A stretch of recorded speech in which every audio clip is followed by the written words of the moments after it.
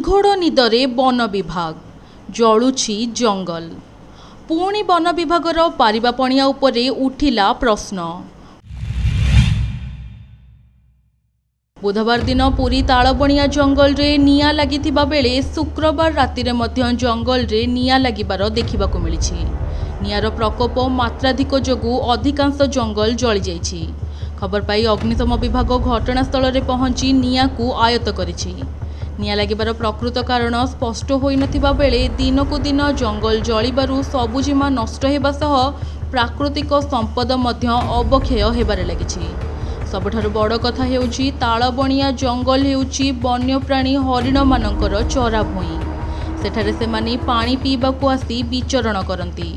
ଜଙ୍ଗଲରେ ନିଆଁ ଲାଗିବା ଦ୍ୱାରା ସେମାନେ ଅସୁରକ୍ଷିତ ହୋଇପଡ଼ିଥିବା ବେଳେ ପ୍ରାଣହାନି ହେବାର ଯଥେଷ୍ଟ ସମ୍ଭାବନା ରହିଛି। ସେପଟେ ତାଳବଣିଆ ଜଙ୍ଗଲରେ ପ୍ରତ୍ୟେକ ଦିନ ଲୋକଙ୍କ ଭୋଜି ଭାତର ଆସର ଜମିଥିବା ବେଳେ ରୋଷେଇ ସରିବା ପରେ କେହି କେହି ଚୁଲି ନ ଲିଭାଇବାରୁ ଜଙ୍ଗଲକୁ ନିଆଁ ବ୍ୟାପିଥିବା ଅନୁମାନ କରାଯାଉଛି। ଅନ୍ୟପଟେ ତାଳବଣିଆ ଜଙ୍ଗଲ ବର୍ତ୍ତମାନ ଡମ୍ପିୟାର୍ଡ ପାଲଟିଥିବା ବେଳେ ସେଠାରେ ନିଶାଖୋର ବ୍ୟକ୍ତିଙ୍କ ଆଡ୍ଡା ଜମୁଛି। ତେଣୁ କେହି ସିଗାରେଟ୍ କିମ୍ବା ବିଡ଼ି ଟାଣି ଜଳନ୍ତା ଅବସ୍ଥାରେ ଜଙ୍ଗଲକୁ ଫୋପାଡ଼ି ଦେବାରୁ ନିଆଁ ବ୍ୟାପିଥିବା ମଧ୍ୟ ଅନୁମାନ କରାଯାଉଛି। ତେବେ ଜିଲ୍ଲା ପ୍ରଶାସନ ଜଙ୍ଗଲ ସୁରକ୍ଷା ପାଇଁ ତତ୍ପରତା ଦେଖାଉନଥିବା ବେଳେ ଅନେକ ସମୟରେ ଜଙ୍ଗଲ ଜଳିବାର ନଜର ରହିଛି।